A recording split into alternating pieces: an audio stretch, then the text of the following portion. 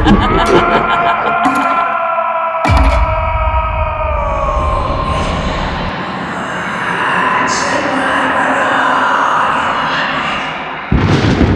कहानी है उस वक्त की जब मैं सिर्फ 15 साल का था।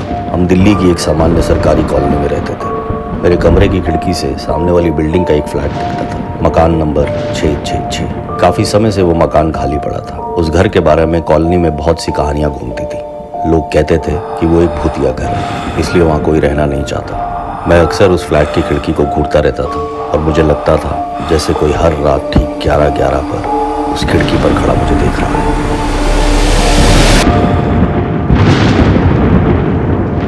मैं पर्दे के पीछे छुपकर उस पर नजर रखने की कोशिश करता, लेकिन कभी कुछ साफ नजर नहीं आता। बस एक अजीब सा एहसास होता था कि वहां कोई है। कहा जाता था कि कई साल पहले उस घर में एक परिवार रहता था। 4 लोग थे उस परिवार में और सबने एक रात फांसी लगाकर आत्महत्या कर ली थी। तब से ये माना जाने लगा कि उस घर पर कोई श्राप है।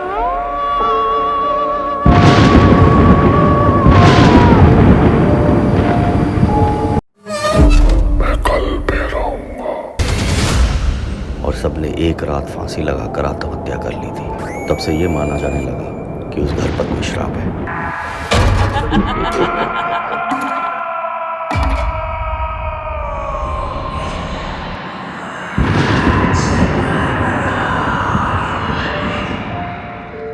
मुझे हमेशा एक अजीब सी जिज्ञासा रहती थी उस फ्लैट को लेकर। वैसे भी मुझे हॉरर फिल्में बहुत पसंद थी। वीराना, पुराना मंदिर और आहट जैसे सीरियल मैं बड़े चाव से देखता था।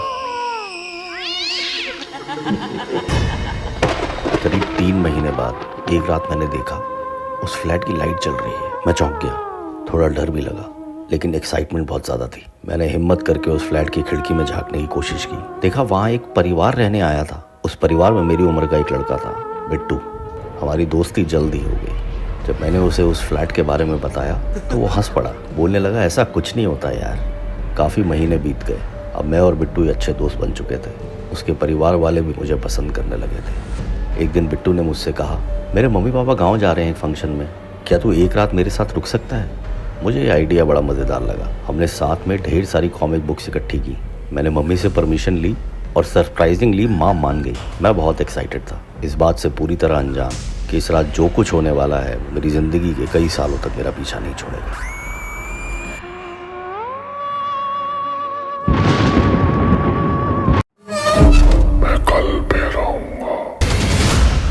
कि इस रात जो कुछ होने वाला है मेरी जिंदगी के कई सालों तक मेरा पीछा नहीं छोड़ेगा।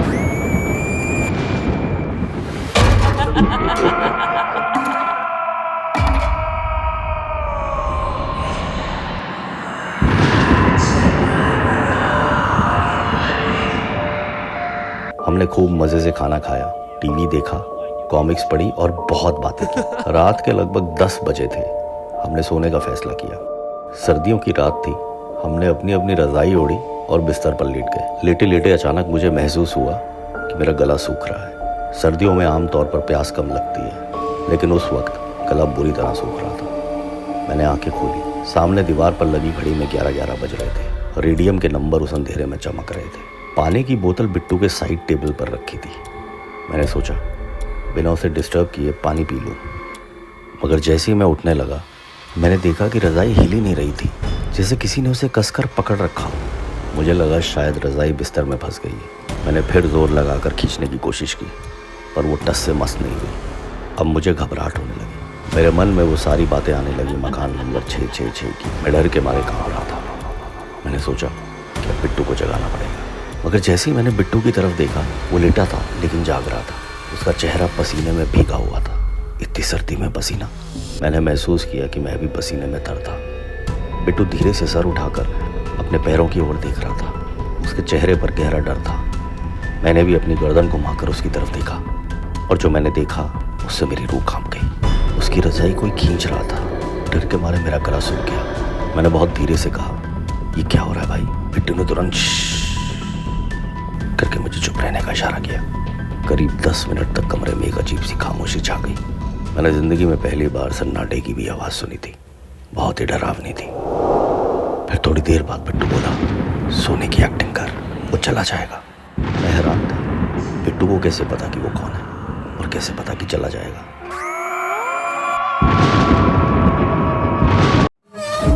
मैं कल पे रहूंगा। बिट्टू को कैसे पता कि वो कौन है और कैसे पता कि चला जाएगा?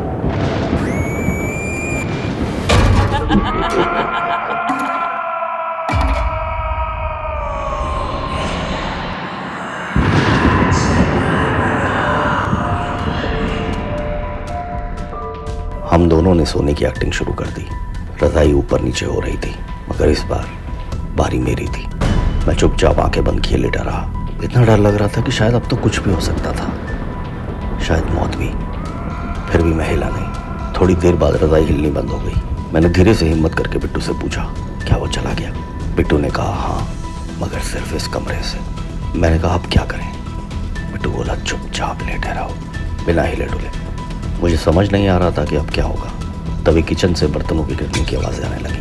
मैंने घबरा कर फिर पूछा, ये क्या हो रहा है? बिट्टू बोला, वो खाना खा रहा है, चुप रहो, इंतज़ार करो। करीब आधे घंटे तक चम्मच और प्लेटों की आवाज़ें आती रही। ऐसा लग रहा था जो कोई बिल्कुल हमारे जैसे खाना खा रहा हो। कुछ देर बाद आवाज़ें आनी बंद हो गई। मैंने फिर पूछा, क्या गया?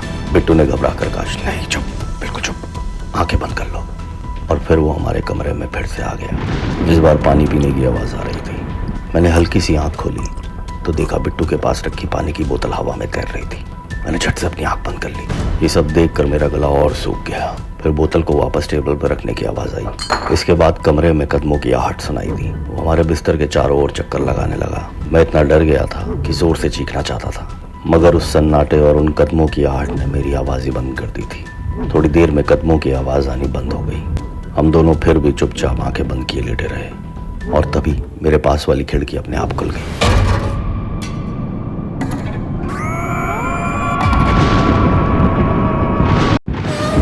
मैं कल पे रहूंगा। और तभी मेरे पास वाली खिड़की अपने आप खुल गई।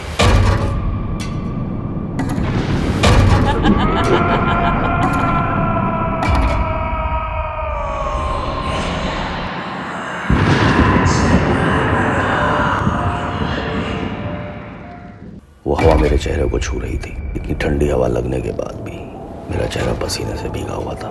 गला पूरी तरह सूख चुका था और गहरी सांसें चल रही थी। और तभी मैंने उस हवा में एक आवाज़ सुनी, मैं कल पे रहूंगा।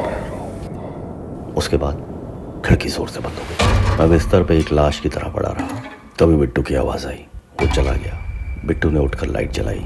मैं अब भी बेड पर लेटा था। मुझे समझ ही नहीं आ रहा था कि कैसे रिएक्ट करूं। आखिर ये सब था क्या? बिट्टू मेरे पास आकर बैठ गया।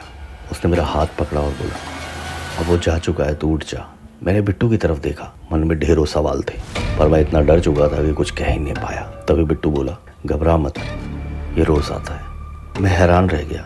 मैंने खुद को थोड़ा संभाला और बिट्टू से कहा, थोड़ा पानी मिलेगा? बिट्टू पानी लेकर आया।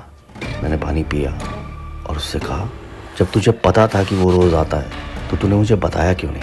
बिट्टू बोला, मैंने पापा मम्मी को बताया था, उन्होंने कहा ऐसा कुछ नहीं होता। वो सच्चाई जानने के लिए मेरे कमरे में मेरे साथ भी सोए, मगर उस दिन कुछ नहीं हुआ। मुझे लगा शायद ये मेरे मन का वहम है, या फिर शायद जब मेरे साथ कोई और होता है तो वो नहीं आता। पूरी रात हम दोनों बातें करते रहे। मैंने बिट्टू से कहा, कल सुबह जब तुम्हारे घर वाले आएंगे तो मैं उनको ये पूरी बात बताऊंगा, उनको मेरी बात पर विश्वास होगा।